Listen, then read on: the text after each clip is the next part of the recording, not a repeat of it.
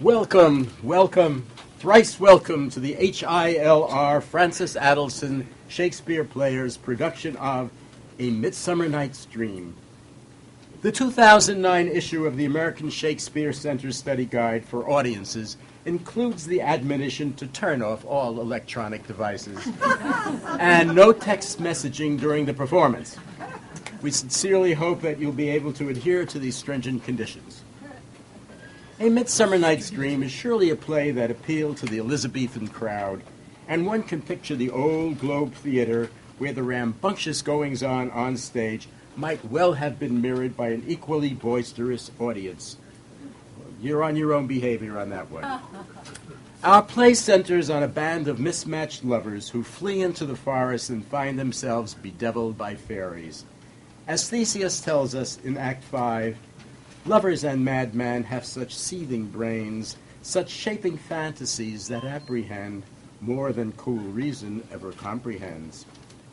While in Shakespeare's time, one actor plays several roles, in our Midsummer Night's Dream production, two actors often share the same role. Be warned then that the denizens of fairyland can make actors change before your very eyes. It may take a few moments, but you'll discover that characters you recognized earlier in the play have been transformed and are played by others of your HILR friends. In our play today, Theseus says to the weaver, "Never excuse. If your play be a bad one, keep at least the excuses to yourself." With that promise, we invite you all to join us in Fairyland.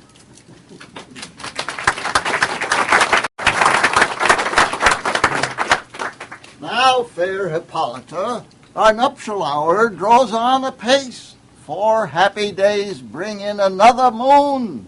But, oh, methinks, how slow this old moon wanes. She lingers my desires, like to a stepdame or a dowager, long withering out a young man's revenue.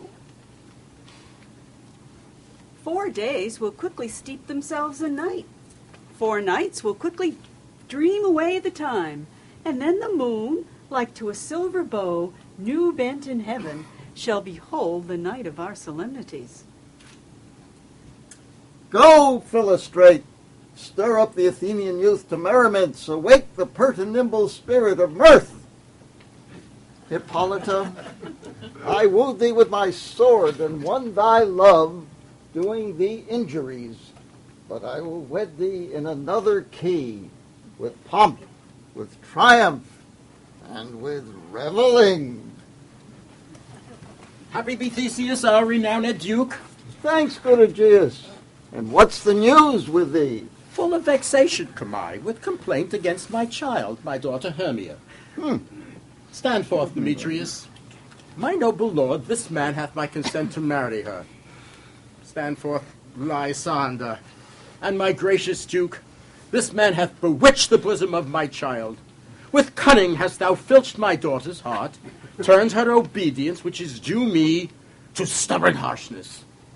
And my gracious Duke, as she is mine, I may dispose of her, which shall be either to this gentleman or to her death, according to our law. What say you, fair Hermia? Be advised, fair maid. To you, your father should be as a god. Demetrius is a worthy gentleman. So is Lysander. In himself he is. But in this kind, wanting your father's voice, the other must be held the worthier. Would my father looked but with my eyes. Rather, your eyes must with his judgment look. So will I grow, so live, so die, my lord, ere I will yield my virgin patent up unto his lordship.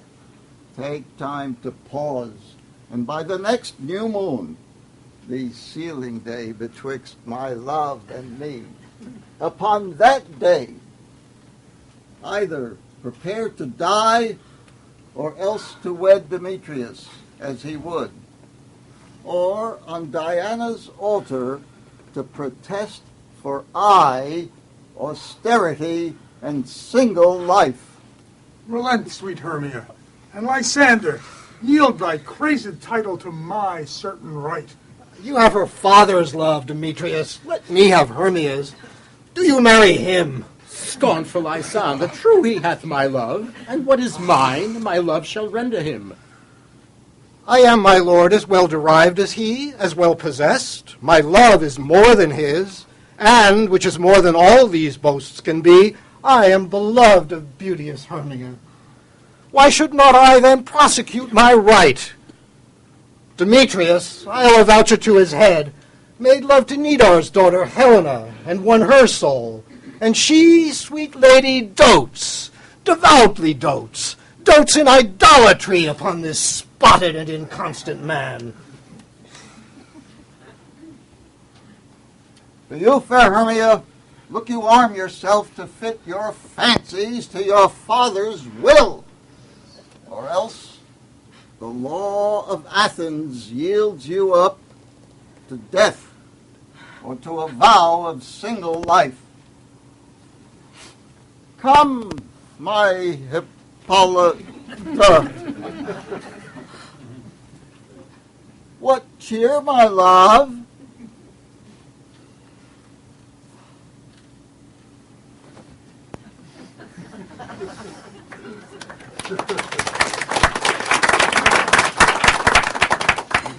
How now, my love? Why is your cheek so pale? How chance the roses there do fade so fast? Belike for want of rain, which I could well beteem them from the tempest of my eyes. Ay me, for aught that I could ever read, could ever hear by tale or history, the course of true love never did run smooth, for either it was different in blood, Oh, cross, too high to be enthralled to low. or else it stood upon the choice of friends. Oh, hell, to choose love by another's eyes. Or if there were a sympathy in choice, war, death, or sickness did lay siege to it, making it momentary as a sound, swift as a shadow, short as any dream, brief as the lightning in the collied night. The jaws of darkness do devour it up. So quick bright things come to confusion. I have a widow aunt, a dowager, of great revenue, and she hath no child. From Athens is her house remote 7 leagues, and she respects me as her only son. There, gentle Hermia, may I marry thee, and to that place the sharp Athenian law cannot pursue us. If thou lovest me then, steal forth thy father's house tomorrow night, and in the wood a league without the town, there will I stay for thee. My good Lysander, I swear to thee, by Cupid's strongest bow, by his best arrow with the golden head, tomorrow truly will I meet with thee. Keep promise, love. Look, here comes Helena. Godspeed, fair Helena. Whither away? Call you me fair? That fair again, unsay. Demetrius loves your fair. Oh, happy fair. Teach me how you look and with what art you sway the motion of Demetrius's heart. I frown upon him, yet he loves me still. Oh, that your frowns would teach my smile such skill. The more I hate, the more he follows me. The more I love, the more he hateth me. His folly, Helena, is no fault of mine. None but your beauty. Would that fault were mine. Take comfort. He no more shall see my face. Lysander and myself will fly this place. Helen, to you our minds we will unfold. Through Athens' gates have we devised to steal.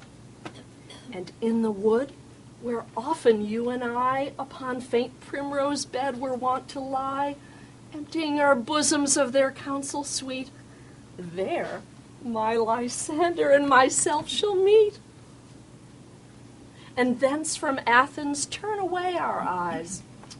Farewell, sweet playfellow, pray thou for us.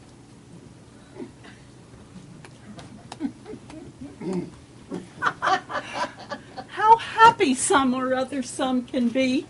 Through Athens I am thought as fair as she. Love looks not with the eyes, but with the mind, and therefore is painted winged Cupid painted blind. I will go tell him of fair Hermia's flight, then to the wood will he tomorrow night pursue her. And for this intelligence, if I have thanks, it is a dear expense. But herein mean I to enrich my pain, to have his sight thither and back again.